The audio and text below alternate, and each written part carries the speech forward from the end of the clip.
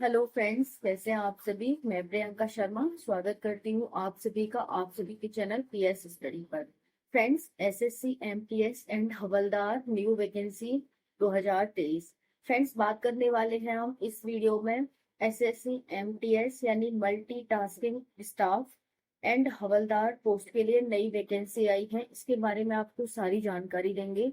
ये vacancy 11,409 post पर आई है।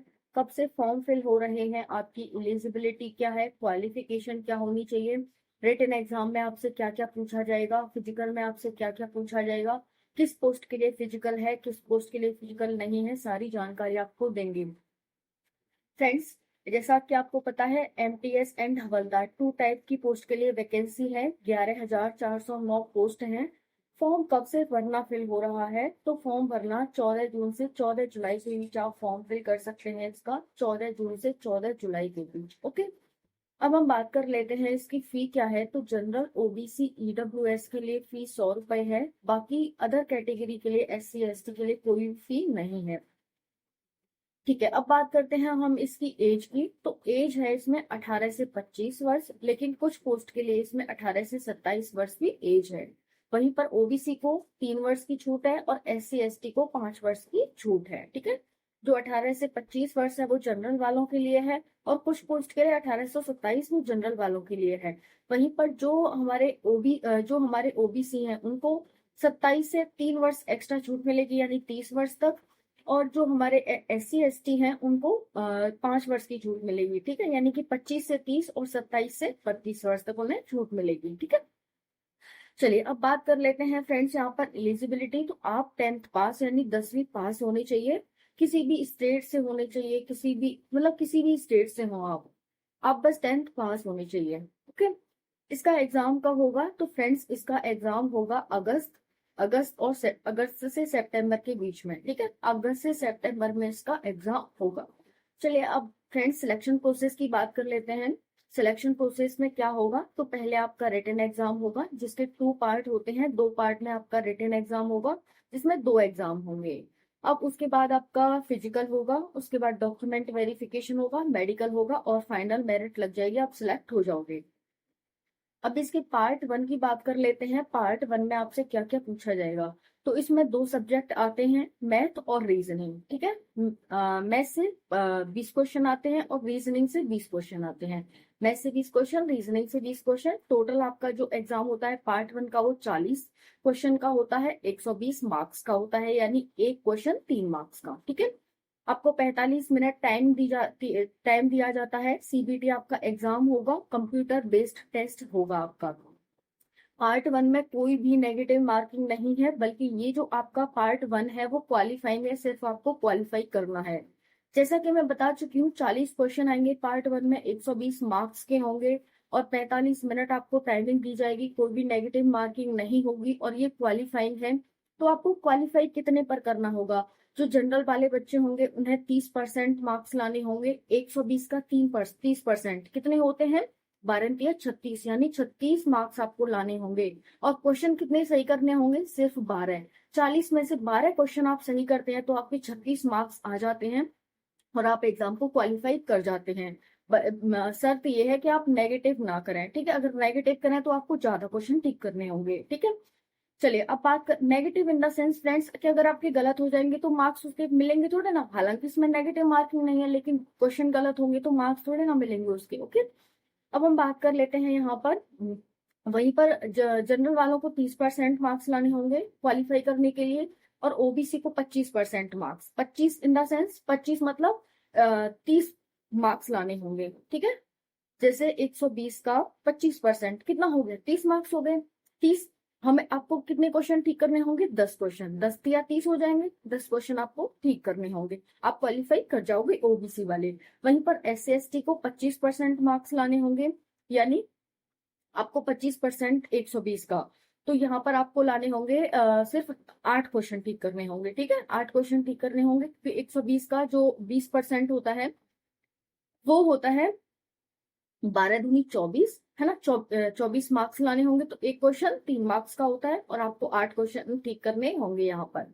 चलिए फ्रेंड्स, अब बात कर लेते हैं पार्ट 2 की। पार्ट 2 में आपसे ये भी दो क्वेश्चन, दो सब्जेक्ट पूछे जाएंगे यहाँ पर। इस पर आपकी मेरिट डिपेंड करती है, ठीक है, इस पर आपकी मेरिट डिपेंड करेगी। और यहाँ से दो सब्जेक्ट आपसे पूछे जाएंगे, जनरल अवेयरनेस एंड इंग्लिश। पहले में मैथ और रीजनिंग आ गए, अब इसमें जनरल अवेयरनेस और इंग्लिश पूछे जाएंगे। 25 क्वेश्चन जनरल अवेयरनेस से एंड 25 क्वेश्चन आपसे इंग्लिश से पूछे जाएंगे। इस तरह से जो पार्ट 2 का एग्जाम होता है रिटन, वो 50 मार्क्स का होता, 50 क्वेश्चन का होता है और 150 मार्क्स का होता है। 45 मिनट टाइमिंग होती है, लेकिन इसमें नेगेटिव मार्किंग है। कितने की है? तो अगर आप एक क्वेश्चन गलत कर देते हो तो वो 3 मार्क्स तो आपके जाएंगे ही जाएंगे, क्योंकि 50 क्वेश्चन है, 150 मार्क्स, तो एक क्वेश्चन 3 मार्क्स का। अगर आप एक क्वेश्चन गलत करते हो तो वो 3 मार्क्स तो आपके जाएंगे ही जाएंगे, सही में से आपका 1 नंबर कट जाएगा, तो 1 नंबर की नेगेटिव मार्किंग है, ऐसे समझेंगे। ठीक है, 50 क्वेश्चन, 150 मार्क्स, 45 मिनट आपकी टाइमिंग होगी, 1 नंबर की नेगेटिव मार्किंग होगी। जनरल अवेयरनेस से 25 क्वेश्चन और इंग्लिश से 25 क्वेश्चन, इस तरह से। ठीक है, अब हम बात कर लेते हैं पीईटी एंड पीएसटी की। तो पीईटी और पीएसटी रनिंग बॉयज के लिए, यहाँ पर जो रनिंग है बॉयज के लिए वो 1600 मीटर है। 1600 मीटर कितने मिनट में है? तो यहाँ पर है 15 मिनट में। 1600 मीटर 15 मिनट में, कितना ज्यादा टाइमिंग है यहाँ पर, है ना। 1600 मीटर 15 मिनट में है। वहीं पर जो हाइट है बॉयज की वो 157.5 सेंटीमीटर है। एसटी के लिए 152.5 सेंटीमीटर मेल के लिए हाइट है। अब हम बात कर लेते हैं चेस्ट की। तो 81 से 86 सेंटीमीटर के बीच आपका चेस्ट होना चाहिए मेल के लिए। और वेट मेल के लिए कोई भी मेजरमेंट यहाँ पर नहीं बताया गया है।